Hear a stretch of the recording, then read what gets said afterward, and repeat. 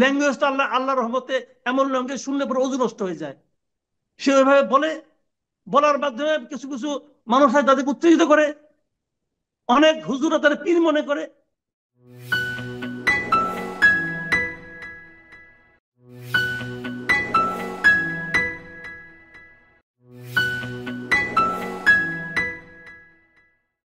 অনেক হুজুরা তারা পীর মনে করে। কিছু লোক 32 নম্বর বাড়ি যায় ভেঙে দিয়েছে।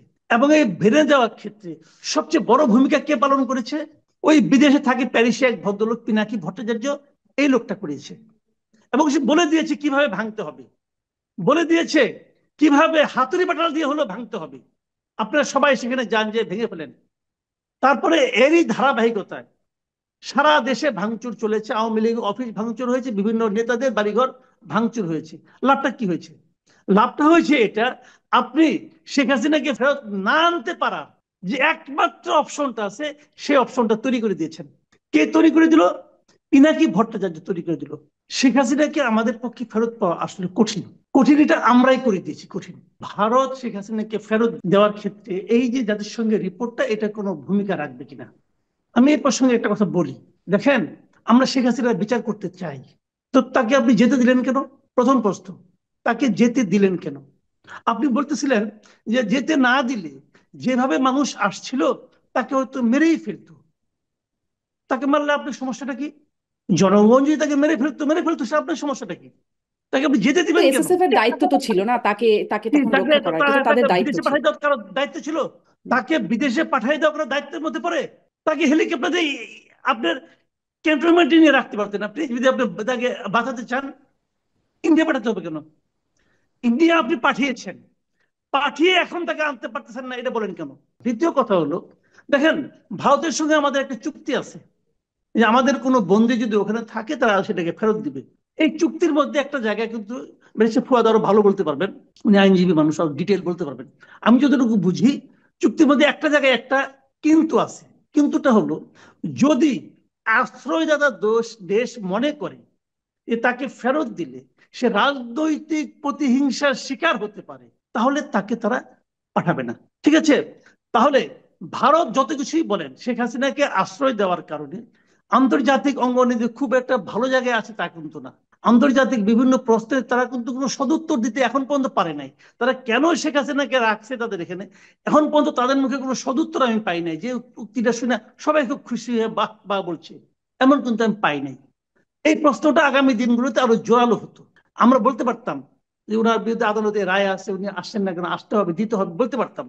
সেই জায়গায় দেখেন, একটা ঘটনা আমাদের এখানে ঘটিয়েছে। কে ঘটিয়েছে? কিছু লোক 32 নম্বর বাড়ি যায় ভেঙে দিয়েছে। এবং এই ভেঙে যাওয়ার ক্ষেত্রে সবচেয়ে বড় ভূমিকা কে পালন করেছে? ওই বিদেশে থাকে প্যারিসে এক ভদ্রলোক পিনাকি ভট্টাচার্য, এই লোকটা করেছে। এবং সে বলে দিয়েছে কিভাবে ভাঙতে হবে, বলে দিয়েছে কিভাবে হাতুড়ি বাটাল দিয়ে হলো ভাঙতে হবে। আপনারা সবাই সেখানে যান, যে ভেঙে ফেলেন।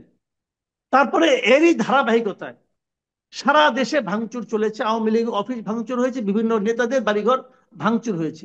লাভটা কি হয়েছে? লাভটা হয়েছে এটা, আপনি শেখ হাসিনাকে ফেরত না আনতে পারার যে একমাত্র অপশনটা আছে, সেই অপশনটা তৈরি করে দিয়েছেন। কে তৈরি করে দিল? পিনাকি ভট্টাচার্য তৈরি করে দিল। এবং এটা তৈরি করে দিয়ে পিনাকি ভট্টাচার্য কার সুবিধা করলো? ভারতের সুবিধা করলো। এই লোক সারাদিন ভারত ভারত এনটি ভারত এনটি ভারত কথাবার্তা বলে। আসলে সে, আমি বলি, ভারতের একটা agent.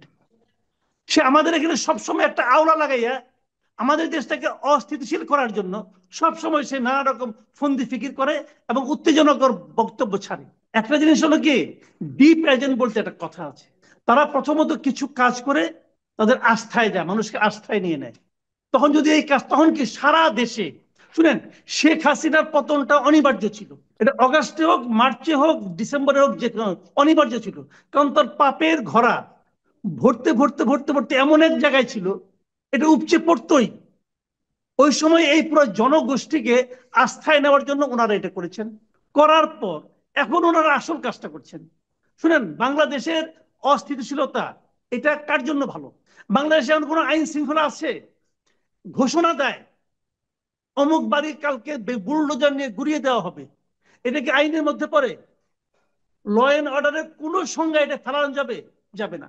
City corporation bulldozer supply করে, ভেঙে দেওয়া হয়, পরের দিন আবার চিফ অ্যাডভাইজার বলে এটা সহ্য করা হবে না, বলে না এটা চিফ অ্যাডভাইজার সহ্য করা হবে না। তো সহ্য করা হবে, সহ্য করলেন কেন আপনি?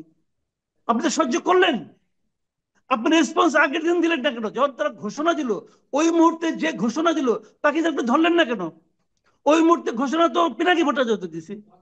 পিনাকি ভট্টাচার্যের সঙ্গে এই সরকারের গুরুত্বপূর্ণ ব্যক্তিদের টেলিফোন আলাপ হয় না? পিনাকি যেভাবে জন্য দেশ, আমি তো মাঝে মাঝে সন্দেহ করি দেশ কে চালাচ্ছে, ওই বিদেশে অবস্থানরত ওই লোক চালাচ্ছে না আমাদের গভর্নমেন্ট একটা আছে? আমি এই সন্দেহ করি। সে যেভাবে যেভাবে চাচ্ছে এই সবকে সেভাবে সেভাবে তাকে সুযোগ করে দিচ্ছে। যখন সে বললো পিরিয়ড আর দরকার নেই থামো এখন, তখন সরকার উগ্র হয়ে গেল, শক্ত হয়ে গেল, না আর করা যাবে না। আগে তো বললো না, আগে বললো না কেন? তো এই পুরা জিনিসটা এরা বুঝে হোক না বুঝে হোক, ওই ভদ্রলোকের ওই যে একটা অশ্রাব্য কথাবার্তা বলে, ল্যাঙ্গুয়েজটা আল্লাহ রহমতে এমন ল্যাঙ্গুয়েজ শুনলে পরে ওজন নষ্ট হয়ে যায়। সে ওইভাবে বলে, বলার মাধ্যমে কিছু কিছু মানুষ হয় তাদেরকে উত্তেজিত করে, অনেক হুজুরা তারা পীর মনে করে, এবং এই ঘটনা ঘটছে। এবং সেটা পুরো জিনিসটা আলটিমেটলি কার অ্যাকাউন্টে যাচ্ছে? আমাদের দেশ অস্থিতিশীল হলে কার লাভ রে ভাই? কার লাভ? ইন্ডিয়ার লাভ।